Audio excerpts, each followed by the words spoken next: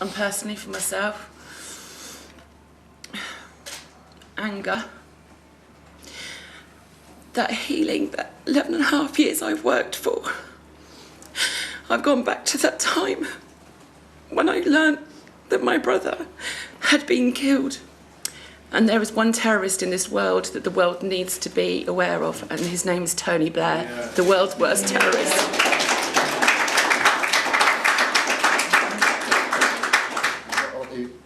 He's misled the people, but over the last 2 or 3 weeks, he obviously had a previous view of it.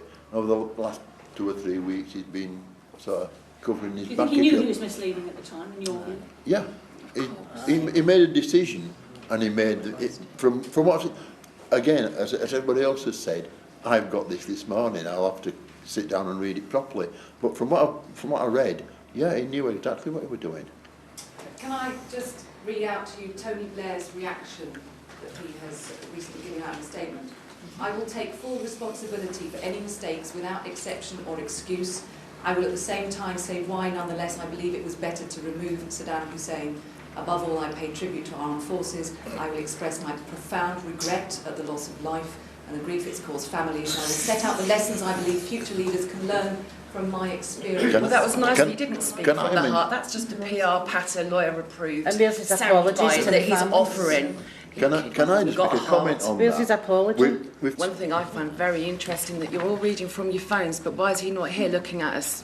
If he's so sure of his decision, why is he not here looking at our eyes and actually seeing our faces? And years ago we did ask to meet him and he walked away, so this is his opportunity to Even come when in he and gave speak to the families now. When he gave his evidence, it was definitely the Tony Blair show. He thinks he's the puppet master pulling the strings.